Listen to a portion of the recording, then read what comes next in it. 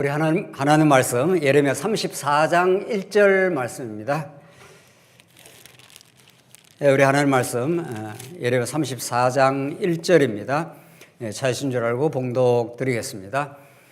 바벨론의 느부갓네살 왕과 그의 모든 군대와 그의 통치 하에 있는 땅의 모든 나라와 모든 백성이 예루살렘과 그 모든 성읍을 칠 때에 말씀이 여호와께로부터 예레미야에 임하여 이르시되 이스라엘의 하나님 여호와께서 이와 같이 말씀하시니라. 너는 가서 유다의 시드기야 왕에게 아뢰어 이르기를 여호와의 말씀에 보라, 내가 이 성을 바벨론 왕의 손에 넘기리니 그가 이 성을 불살할 것이라. 내가 그의 손에서 벗어나지 못하고 반드시 사로잡혀 그의 손에 넘겨져서 내 눈은 바벨론 왕의 눈을 볼 것이며 그의 입은 내 입을 마주 대하여 말할 것이요 너는 바벨론으로 가리라. 그러나 유다의 시드기야 왕이여 여호와의 말씀을 들으라. 여호와께서 내게 대하여 이와 같이 말씀하시니라. 내가 칼에 죽지 아니하고 평안히 죽을 것이며 사람이 너보다 먼저 있은 내 조상들 곧 선왕들에게 분향하던 것 같이 내게 분향하며 너를 위하여 애통하기를 슬프다 주여 하리니 이는 내가 말하였음이라. 여호와의 말씀이니라 하시니라. 5절까지 우선 봉독 드렸습니다. 우리는 지금 예레미야 30장부터 33장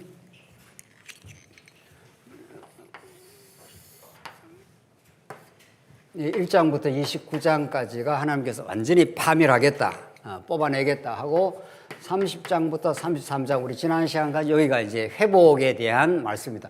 이제 크게 봐서는 이 전체가 회복이지만 아주 그 핵심적인 특히 새 언약을 말하면서 이제 구약의 새 언약이 신약으로 넘어가는 징검다리 역할을 합니다. 구약에 나오는 모든 언약들을 새 언약의 방식으로 묶어내는 거죠. 이걸 옛 언약이라고 하고 새 언약의 방식으로 새로운 예수 그리스도가 출현한다.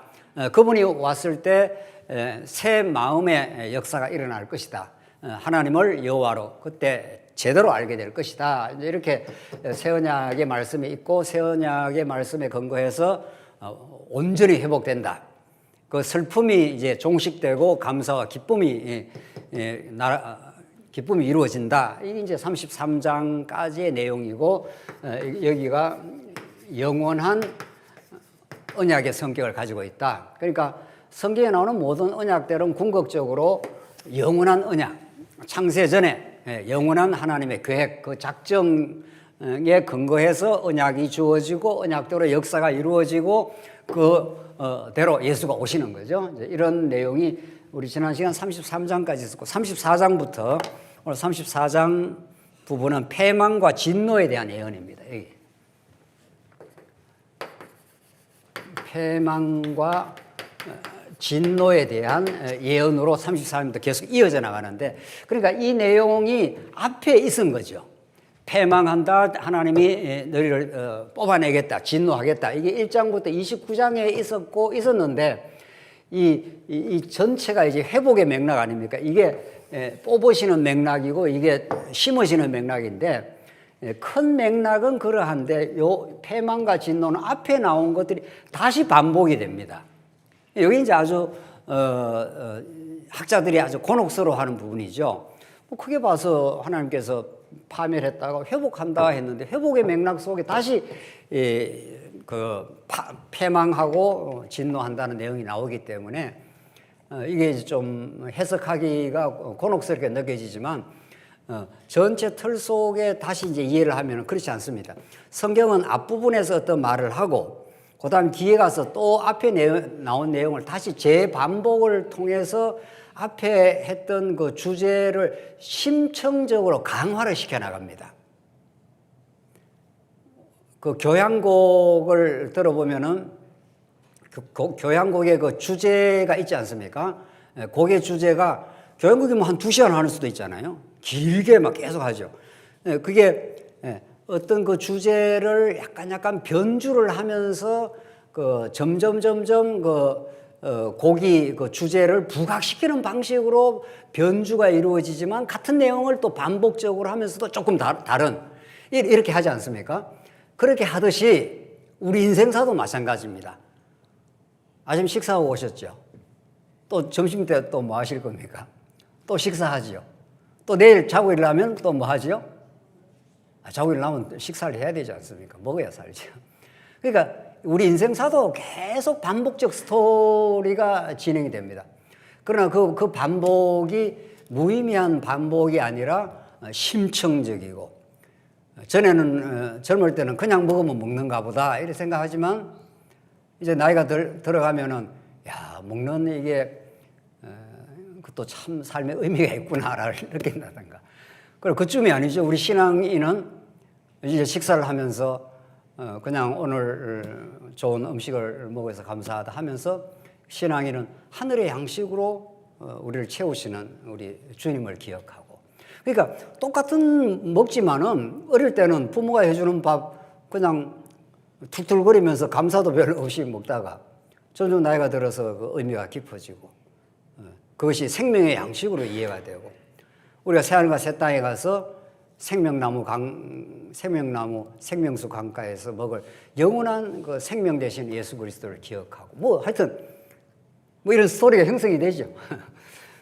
틀림없습니다. 이게 똑같은 사건이 반복되는 것 같지만은 사실은 그걸 복음의 눈으로 어떻게 그걸 받아들이고 해석하느냐에 따라서 똑같은 이 일에 대한 의미가 전혀 달라집니다. 패망과 진노가 회복의 메시지가 있고 나서 있는 건 더 이제 강화가 되는 그 느낌이 있는 거죠.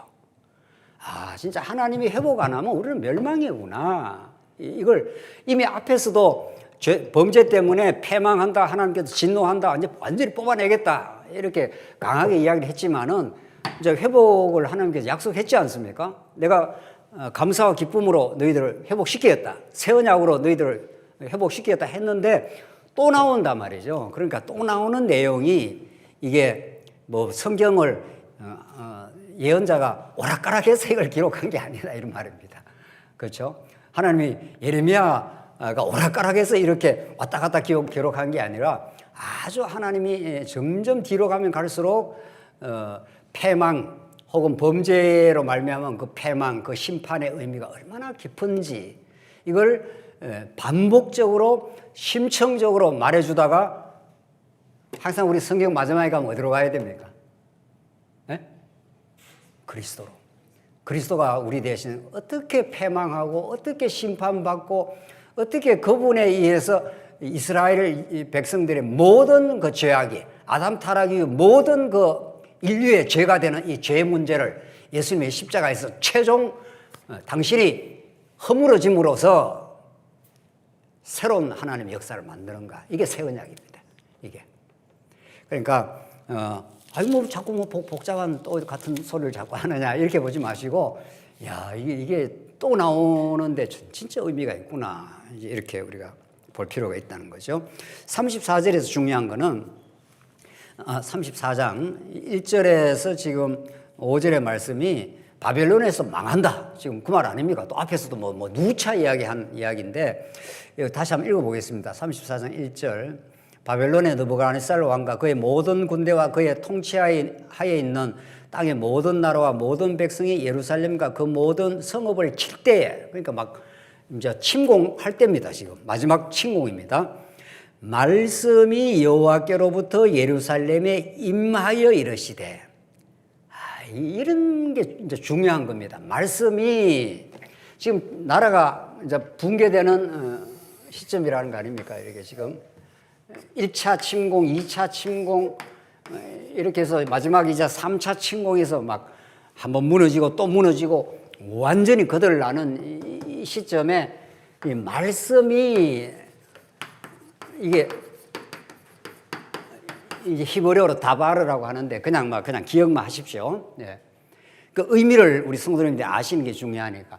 그냥 우리말 번역이 말씀 이렇게 돼 있지. 그 우리말 번역에 한계가 있는 겁니다.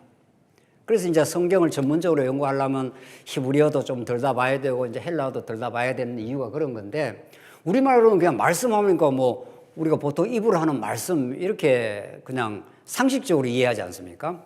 성경은 상식과 충돌합니다. 진리 이해는 상식을 넘어서야 우리는 진리 이해가 되는 겁니다. 사전적인 그 용어로는 성경의 진리를 알 수가 없습니다. 성경 우리가 전체 맥락을 보기 때문에 우리말로도 어지간히 막 해석을 해나가지만은 여기서 하나님의 말씀이 떨어졌다 이랬을 때 그 말씀은 히브리어 다바르이기 때문에 다바르란 말 자체가 말이라는 뜻도 있지만은 행위 혹은 사건 이런 뜻도 있습니다. 이건 정말 놀라운 독특한 그 히브리의 그 용법입니다. 우리는 말한다 하면 그냥 말만 말이지 않습니까? 말하고 우리 행위하고는 구분이 되지 않습니까? 말은 말대로 있고 행동 혹은 사건은 사건대로 따로 우리가 구분이 되지 않습니까? 히브리어는 그렇지 않습니다. 통합적입니다. 히브리어는. 그러니까 다바르라고 하나님이 말씀을 하시니라 했을 때는 뭐를 함축을 한다는 겁니까? 행위, 사건을 이미 함축을 하고 있습니다. 그 말씀 속에. 이게 우리가 늘 말하는 언약 성취인 겁니다. 언약은 성취가 될라 말라 이런 게 아니라는 겁니다. 언약을 한 게 성취가 될 수도 있고 안 될 수도 있고 이런 언약은 없습니다. 그거는 하나님의 언약이 될 수 없습니다. 사람의 약속, 사람의 그 말로 약속하는 건 될 수도 있고 안 될 수도 있습니다. 왜냐하면 사람은 전능하지도 않고 또 신실하게 지키려고 하지만 뭐 여건이 안 되면 아무래도 뭐 지킬 수가 없습니다. 그러나 성경이 말하는 말씀, 다바르라고 하는 이 말씀은 그 말 자체가 두 의미를 함축하고 있습니다. 이미 말과 사건, 말과 행위를 그 다바르라는 말 속에 함축하고 있기 때문에 하나님 말씀을 하면 어떻게 된다는 겁니까? 반드시 사건화됩니다. 하나님 말씀했는데 될 수도 있고 안 될 수도 있고 그런 말씀은 없는 겁니다. 예수가 태초에 말씀이 계시느라 예수님이 말씀으로 오신 거죠. 예수님이 하신 약속이 엄청 많지 않습니까? 내가 가서 다시 성령을 보내주시겠다. 그러면 너희들 하여금 기억나고 생각나게 만들어주겠다. 이게 요한복음 뒷부분에 나오는 예수님의 언약의 말씀입니다. 그 말씀 그대로 이루어집니까? 안 이루어집니까? 그대로 이루어집니다. 그대로.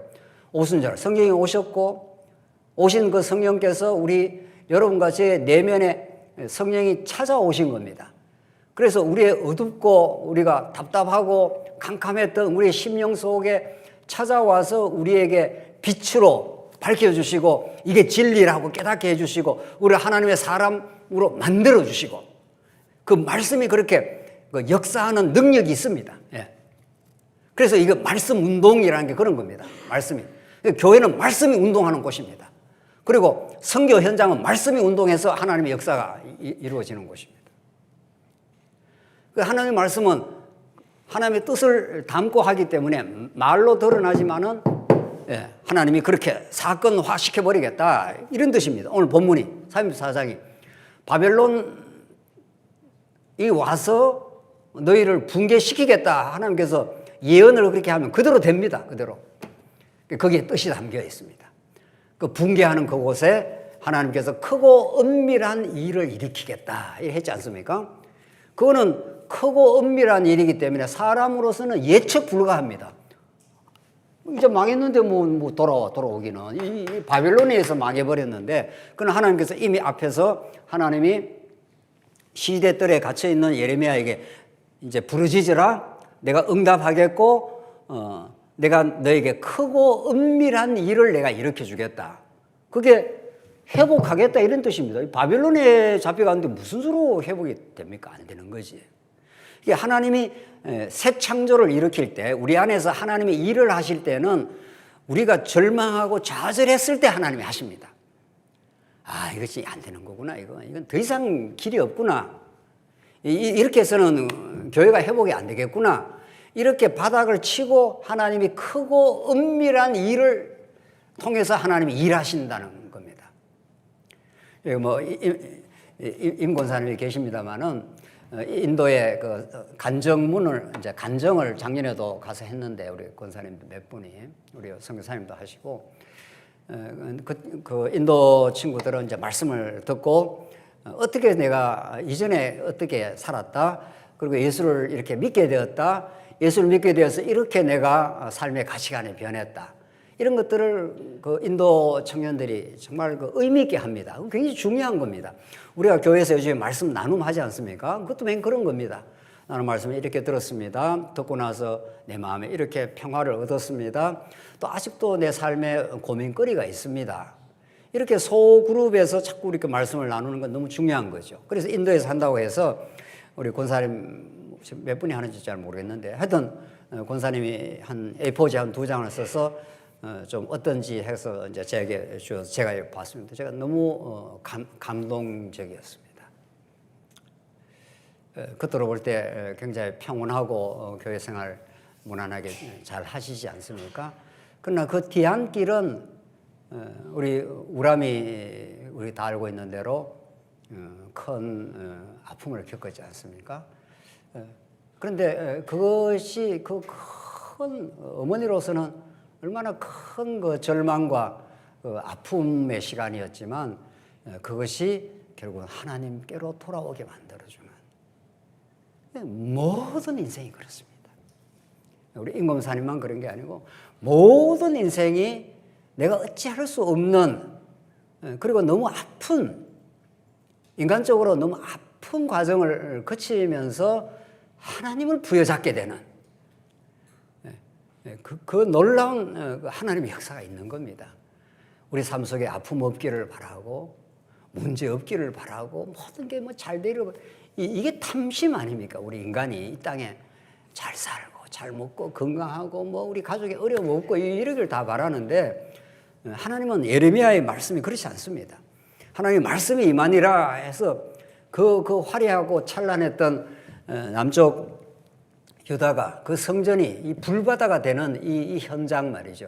이걸 어떻게 감당을 해냅니까? 그러니까 이스라엘 백성이 감당이 안 되는 겁니다. 이게 하나님 어쩌라고 이런 일이 일어납니까? 이런 거죠.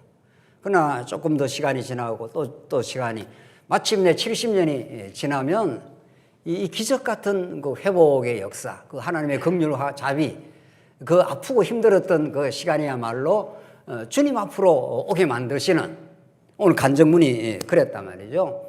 그래서 우람이한테 제가 카톡을 보내면서 이 간정문이 우리 인도 청년들한테 그 소망이 되길 바란다.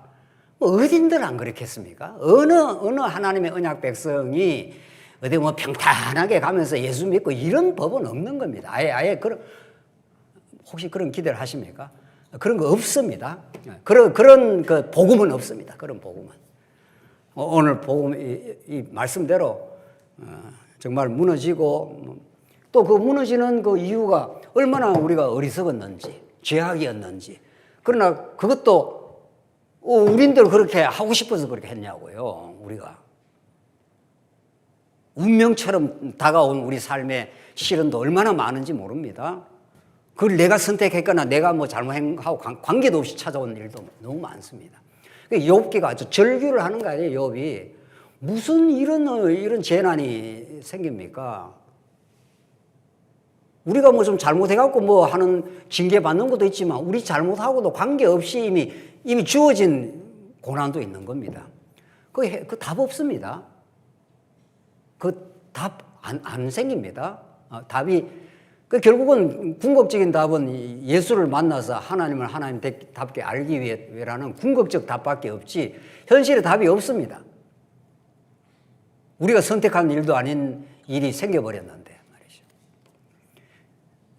하나님이 어떻게 남쪽 유다를 이끌어가는지를 우리가 잘 살펴보면은 우리 삶을 비로소 해석을 할 수가 있고 그런 겁니다.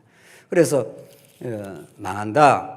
너 잡혀간다. 이제 하나님의 예언이 시드기야에게 3절 내가 그의 손에서 벗어나지 못하고 반드시 사로잡고 그의 손에 넘겨져서 내 눈이 바벨론 왕의 눈을 볼 것이며 그의 입은 내 입을 마주 대하여 말할 것이며 너는 바벨론으로 가리라. 너 간다. 그러니까 뭐 시드기야는 안 가고 싶은 거죠. 안 망하고 싶습니다. 그러나 하나님께서 망해야 네가 복이 돼. 그게 그 말입니다. 6절을 보겠습니다. 6절로 시드기야가 또 어떻게 범죄를 하는가 한번 보십시오. 이 속에 어떤 복음이 담겨 있는가 한번 보십시다. 6절로 16절 말씀입니다. 선지자 예레미야가 이 모든 말씀을 예루살렘에서 유다의 시드기야 왕에게 아뢰니라. 그때 바벨론의 왕의 군대가 예루살렘과 유다의 남은 모든 성읍을 쳤으니 곧 라기스와 아세가라 유다의 견고한 성읍 중에 이것들만 남았음이더라. 이제 뭐 남은 성이 얼마 안 남았습니다. 이제 완전히 나라가 완전 거들나는 직전입니다. 8절 이 시드기야의 이제 그 죄악성이 드러나는데 한번 보십시다. 시드기야 왕이 예루살렘에 있는 모든 백성과 한 가지로 하나님 앞에서 계약을 맺고 자유를 선포한 후에 여호와께로부터 말씀이 예레미야에게 임하니라. 이 뭔가 하면은 종이 있을 때 7년째가 되면은 그 종을 자유하게 하라 하는 율법이 있습니다. 그게 출애굽기에 그 이스라엘 나라는 이렇게 통치해라 이런 뜻입니다. 종이 계속 종으로 살면은 자유하지 않지 않습니까? 그러니까 종이 재산이 없어졌다든가 탕진을 했다든가 해서 종으로 잡혀갔을 때 7년째가 되면 자유하게 하는 그 법규가 있습니다. 율법이 있단 말이죠. 그래서 이제 놔주었습니다. 9절 그 계약은 사람마다 각기 히브리 남녀 노비를 놓아 자유롭게 하고 그의 동족 유다인을 종으로 삼지 못하게 한 것이라. 동족을 종으로 못 삼게 하려고 때가 되면은 해방시켜줘라. 이런 자유하게 하는 법이 있었습니다. 10절 그 계약에 가담한 고관들과 모든 백성이 각기 노비를 자유롭게 하고 다시는 종을 삼지 말라 함을 듣고 순복하여 놓았더니 그래서 정말 그 구약의 율법대로 자 이거 중요한 건데 자 모세 율법이 있습니다. 우리 지금 아브라함과 모세 이거 늘 그래 아주 뭐 공식처럼 보는 거죠. 모세 율법에 자유하게 하는 법이 하나 있다는 거죠. 종을 자유해줘라. 그러면 이 나라가 얼마나 좋은 나라가 되겠습니까? 그죠? 노예가 많은 나라는 좋은 나라가 아닙니다. 그러니까 하나님이 통치하는 하나님의 나라는 종이 많으면 안 된다, 있으면 안 된다는 거죠. 그러니까 7년째가 되면 자유하게 해줘라. 이게 전부 복음적 메시지를 담고 있습니다. 일단 구약에는 그랬습니다. 일단 구약에는 이 나라의 이거 율법이라는 게 우리가 통치법으로 보지 않습니까?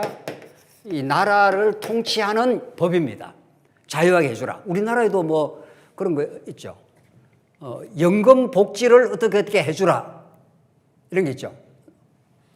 제가 자세히는 잘 모르겠는데 뭐 나이가 몇 세가 되면은 어떻게 해줘라. 그러니까 나이가 너무 연세 드신 많은 분들이 자기 생활을 대치기 좀 어려운 분들이 많지 않습니까? 그러니까 나라가 이 좋은 나라는 어떻게 해주라는 겁니까? 70세가 이상 되면은 매달 얼마씩 합니까? 뭐 얼마씩을 몇십만 원을 해줘라. 이렇게 해야 온 백성이 그 나라의 온 백성을 잘 통치하는 나라의 법입니다. 쉽게 말하면 비유하자면 그렇습니다. 그런 법이 있었다는 거예요. 그게 율법이에요. 그러니까 우리가 율법이라는 것이 내가 지키고 말하고 하는 그런 도덕법이 전혀 아닙니다. 구약의 나라를 다스리는 하나님의 법입니다. 하나님이 이렇게 하겠다고 하는 법이기 때문에 하나님의 언약입니다. 이게 궁극적으로 누구를 통해서 하십니까? 우리는 말하나 마나 누구한테 가는 겁니까? 예수를 통해서 하나님이 통치하겠다 그 말인데 구약에서는 그런 법이 있었습니다. 그런데 이제 놓아줬습니다. 그런데 11절 후에 그들의 뜻이 변하여 이게 이제 왕이 오락가락 하는 겁니다. 이게 왕이. 이게 하나님 중심 왕이 아닙니다. 시드기야가. 자기한테 좀 편리하면은 그 법대로 하라 이렇게 했다가 왕이 또 마음이 확 변해가지고 그럼 얼마나 이 나라가 혼란스럽겠습니까? 그래서 그들의 뜻이 변하여 자유를 주었던 노비를 끌어다가 복종시켜 다시 노비로 삼았더라. 이게 무슨 말입니까? 율법대로 했다 안 했다 하면 안 한다 이 말입니다. 왕이. 나라는 왕이 통치를 하는 건데 이 왕이 다 죄인들이에요. 그러니까 이스라엘 나라는 이 율법대로 못하는 겁니다. 이거 잘 지키면 나한테 복이 된다. 못 지키면 너 저주가 된다 했는데 그 후에 전부 다 지킵니까? 못 지킵니까? 안 안 지킨다는 게 아니고 못 지킵니다. 그래서 이 나라가 결국 이렇게 망합니다. 바벨론에서 나중에. 그러나 하나님이 아브라함에게 약속한 약속이기 때문에 이걸 다시 회복시켜 주는 것 뿐이고, 물론 또 모세 언약에도 망하게 되지만 공의로 내가 너희를 때리지만 내가 그래도 너희를 다시 돌아오게 한다는 법도 율법에 있습니다. 그러니까 지금 중요한 거는 이 종을 자유케 해라. 이게 하나님의 나라다. 이런 말입니다. 이 구약에서. 그러니까 하나님께서 이거 안 되겠다. 이거 도저히 안 되겠다. 이런 것이십니다. 시드기야는 도저히 이게 이제 그냥 넘어갈 수가 없다. 왕이 변덕스러워하고 자기 중심적으로 이랬다 저랬다 막 해버리는 겁니다. 12절. 그러므로 여호와의 말씀이 여호와께로부터 예레미야에게 임하니라. 이르시되 이스라엘 하나님 여호와께서 이와 같이 말씀하시니라. 내가 너희 선조를 애굽 땅 종의 집에서 인도하여 낼 때에 그들과 언약을 맺으며 이르기를 너희 형제 히브리 사람이 내게 팔려왔거든. 너희는 7년 되는 해에 그를 놓아줄 것이니라. 그가 6년 동안 너를 섬겼은즉 그를 놓아 자유롭게 할지니라 하였으나 너희 선조가 내게 순종하지 아니하며 귀를 기울이지도 아니하였더라. 지금 포인트는 뭔가 하면은 율법을 좋은 율법을 준 겁니다. 그 나라가 정말 자유의 나라가 될 수 줬는데 그 율법을 왕들이 지킨다 안 지킨다? 안 지킨다, 못 지킨다. 지금 포인트가 그겁니다. 시드기야 왕이. 그러니까 누가 와야 되겠다 이 말입니까? 결론부터 미리 말하면은 진짜 왕이 와야 되겠다 이 말입니다. 진짜 왕이 와야 해결이 난다. 이 중간에 이 세운 왕들은 그때 하나님이 지켜는 주긴 하겠다.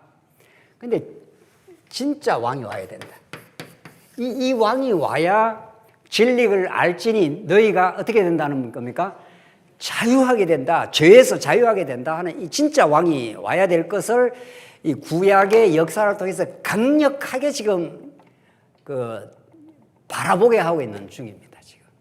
그러니까 우리가 예레미야 쓰든 이사야 예레미야를 읽을 때 역사적 배경 속에서 읽어야 되는 거 아닙니까? 아, 그랬구나. 이스라엘에서 이토록 범죄했구나.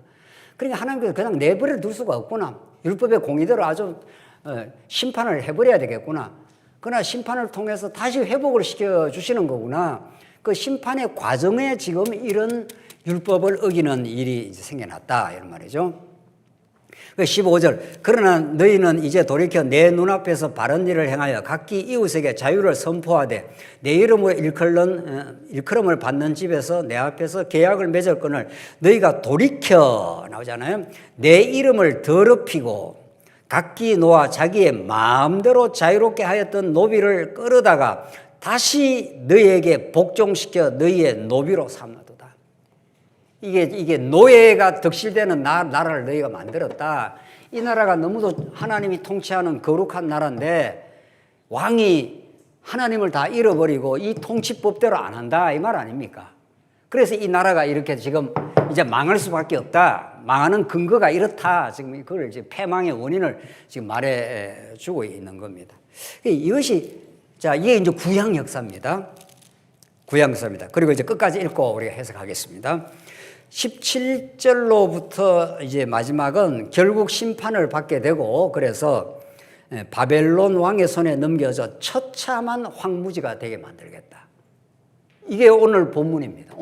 오늘 이 성경의 본문이고 역사적 정황입니다. 이거 읽으면은 요거만 읽으면은 굉장히 무섭습니다. 야, 이거 하나님 율법대로 안 하면 나를 아주 거덜낸다 하더니만 아주 처참한 황무지가 되게 만들어 주는구나. 오늘 본문 오늘 그대로 읽으면 거기까지 읽고 여기에 대한 복음적인 이제 해석을 이제 한번 해보도록 하겠습니다. 17절.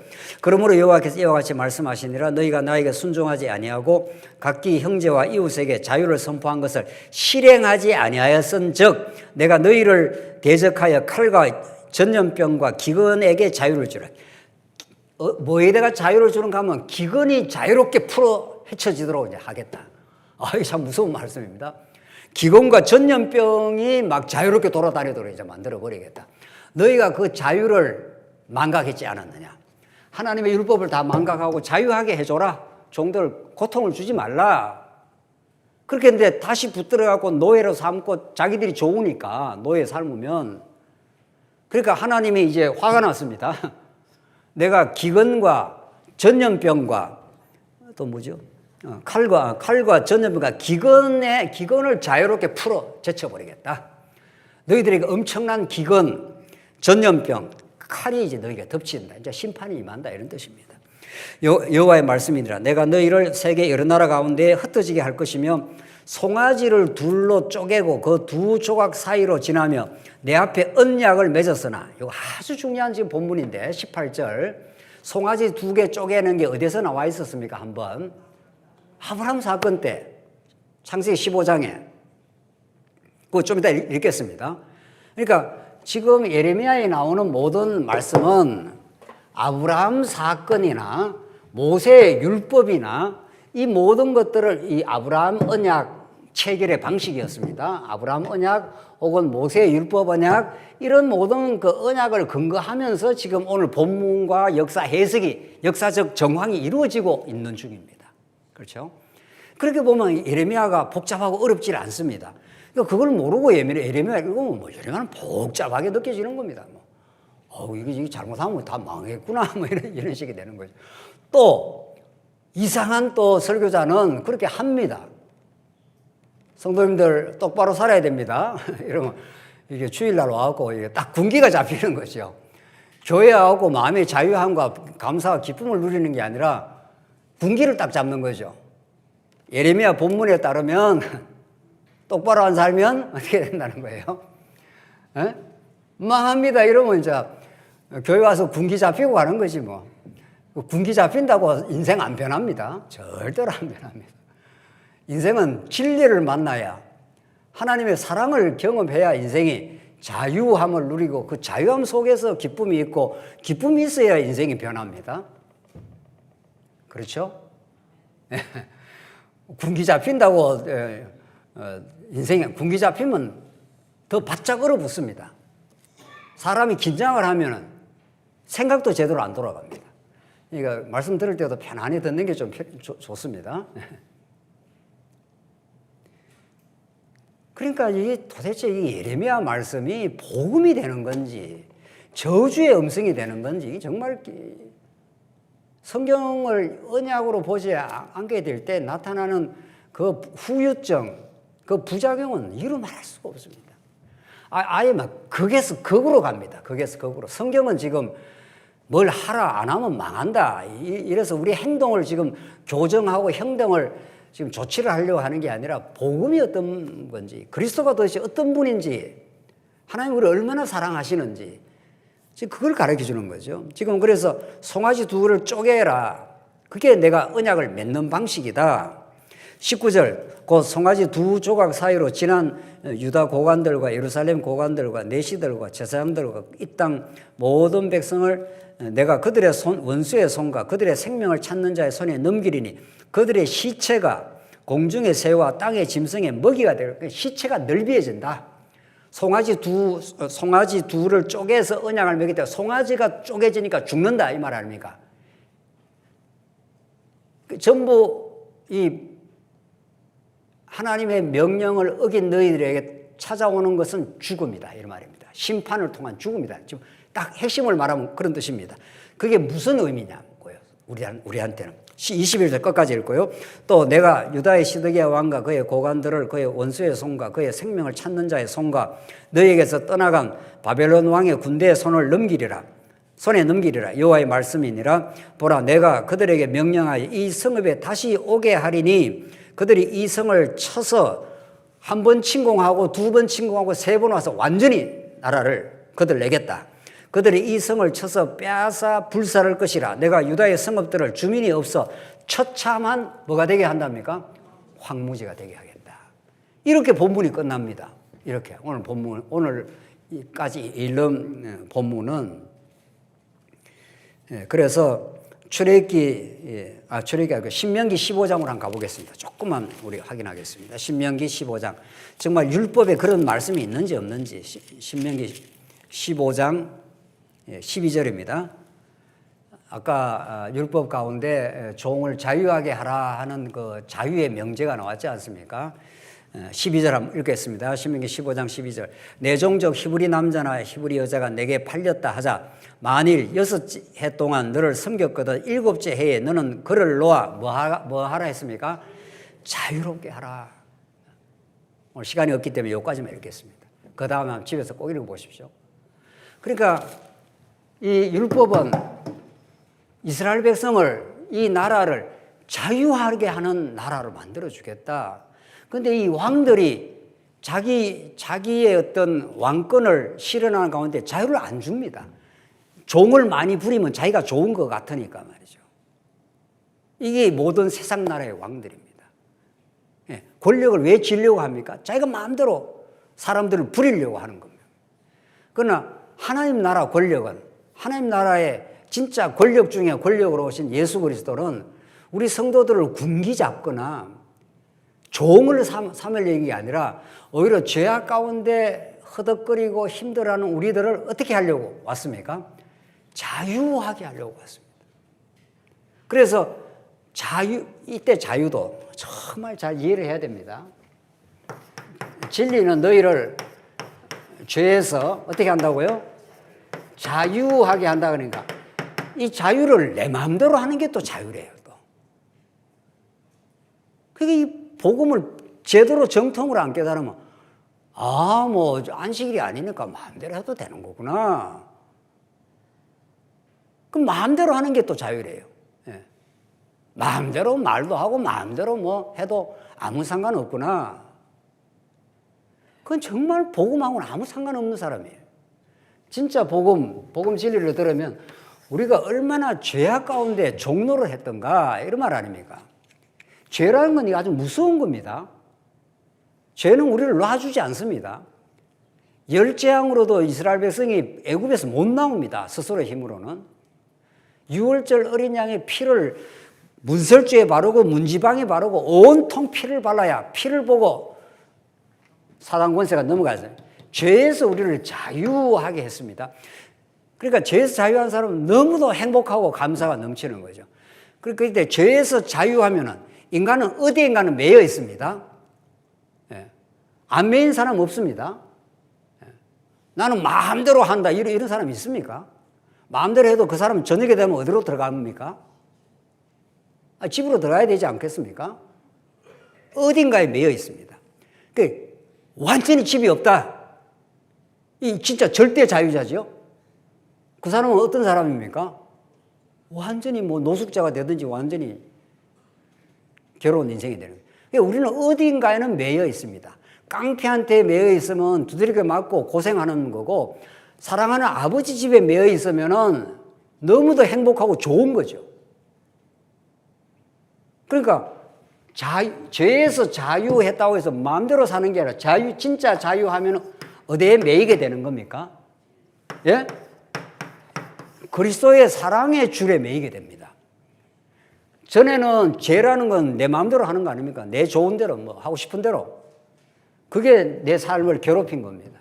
그래서 진짜 자유하는 사람은 그리스도가 하라는 대로 하겠습니다.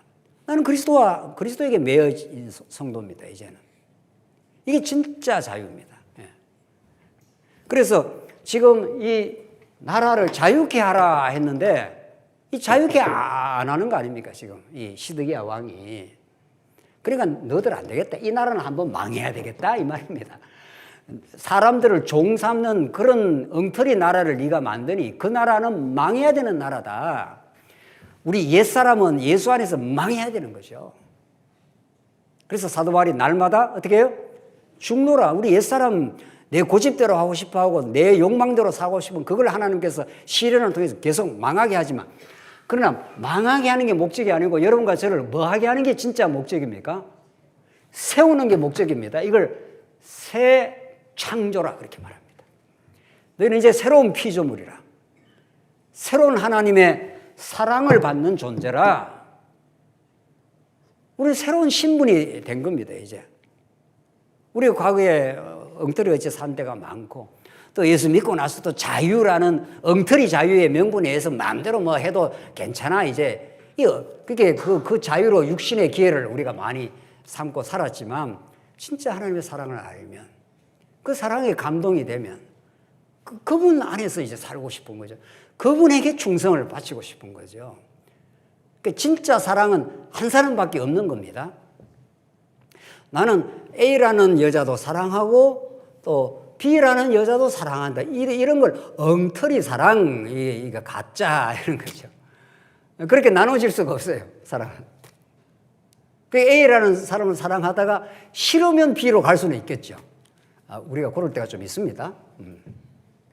진짜는 하나밖에 안 되는 겁니다. 그러니까 우리는 예수님에게만 온 충성과 온 사랑, 그분이 나를 그렇게 했기 때문에 하나님이 우리에게 그의 아들 예수를 십자가에 죽여서까지 온 마음을 가지고 사랑한 거죠. 하나님이. 그 사랑 속에 우리가 사는 거죠. 그 사랑을 얼마나 깨닫느냐에 따라서 우리도 그분을 위해서 이렇게 되는 거죠. 거기에 마음이 나누어지지 않습니다. 복음을 깨달았는데 뭐 이렇게도 해보고 저렇게도 해보고 이런 법은 없는 겁니다. 복음을 제대로 깨달았다면 오로지 주의 영광을 위해서, 주님을 위해서, 교회의 건설을 위해서 그렇게 살고 싶고 그렇게 헌신하고 싶고 당연히 그렇게 되는 거예요. 그렇게 성도님들은 살아야 복 받습니다. 왜 그렇게 안 삽니까? 이렇게 해서 사라지지 않습니다. 절대로. 주님이 얼마나 우리를 위해서 어떤 일을 행하셨는지, 그분이 얼마나 크신 분인지, 그분이 자기 아들을 잡아 죽이기까지 온 마음으로 우리를 사랑했는지, 오늘 본문에 나오는 송아지를 쪼개라 하는 것이 이 십자가의 죽음을 상징합니다. 언약을 체결하는 방식은, 아브라함 언약을 체결하는 방식 자체가 한 제물이 쪼개지는 겁니다. 언약을 구약에서 맺는다 하는 게 카라트라는 뜻인데, 자, 이거 복잡한 다 기억할 필요 없습니다.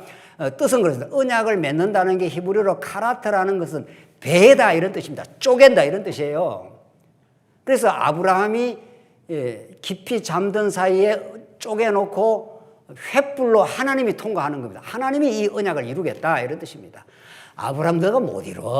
어림도 없습니다. 아브라함이 뭐 하나님 이룬다 했을 때 거짓말이나 하고 마누라 팔아먹고 했지 않습니까? 뭐 아브라함이 못 이룹니다. 하나님이 이루십니다. 아브라함의 불순종과 어리석음에도 불구하고 하나님이 아브라함에게 내가 쪼개져서 이루겠다 이런 뜻입니다. 장차 예수를 통해서 하나님 나라를 건설하겠다는 것이 오늘 송아지를 둘로 쪼개고 그 언약을 맺었으나 하는 게 언약을 맺다 카라트라고요. 이게 잘라내다 이런 뜻입니다. 자르다. 예수님 십자가에서 배임바 되고 잘림바 되고 저주받은 바 됐습니다. 그래서 처참한 황무지가 시온의 영광으로 바뀝니다. 이사야가 너무도 강조했던 이 처참한 황무지처럼 보이는 이곳이 다시 시온의 영광이 회복되는, 율법이 그 시온으로부터 나오는 그 영광스러운 나라를 하나님께서 건설해 주겠다고 이사야가 말하고 예레미야가 이어서 말하고, 이게 역사적으로는 잠시 회복이 됐지만 진짜는 어디 가서 이루어진다고요? 예수 안에서 시온의 대로가 열리고 여기에 광야의 사막에 강이 열리는 그 환상 같은 하나님의 역사가 이루어지고 여러분과 저에게 자유가 찾아왔습니다. 이제 여러분과 저를 아무도 이제 얽매게 하는 율법이 없습니다. 이제는 우리는 성령의 법에 매이고 자유한 성도이기 때문에 기쁨과 감사가 있는 사람은 자유롭게 움직이는 거죠. 자유롭게 교회 나오고 자유롭게 섬기고 자유롭게 움직이는 거죠. 아무도 그 자유를 막을 사람이 없습니다. 이제 사도 바울이 죽인다. 예루살렘과 로마에 너 주변에 가면은 다 죽이려고 한다 그러니까 내가 예루살렘을 보고 로마를 가야 되겠다. 아무도 못 말립니다. 바울을 누가 말립니까? 그 자유하게는 법, 그 자유는 마음대로 하는 자유가 아니라 그리스도가 끄는 대로 간다. 그리스도의 영광이라면은 죽는 자리에 간다. 이런 뜻입니다. 이 놀라운 이 복음이 예레미야의 이런 처참한 황무지가 되리라 하는 대로 예수님이 처참하게 무너지고 예수님이 새 창조로 살아나십니다. 이 복음이 여러분과 저를 움직이는 복음입니다. 이 복음이 여러분과 저의 삶을 너무도 감사하게 만들고 내 삶의 의미가 되는 진리의 말씀입니다. 기도하겠습니다. 하나님 아버지 은혜를 감사합니다. 오늘 예레미야 말씀을 통해서 우리 대신 쪼개지시고 그 언약을 성취하시는 우리가 살아계신 하나님 아버지를, 그 아들을 예수를 통해서 우리에게 깨닫게 하심을 감사합니다. 그 은혜가 우리의 삶을 지배하도록 하나님께서 인도해 주시옵소서. 예수님 이름으로 기도하옵나이다. 아멘.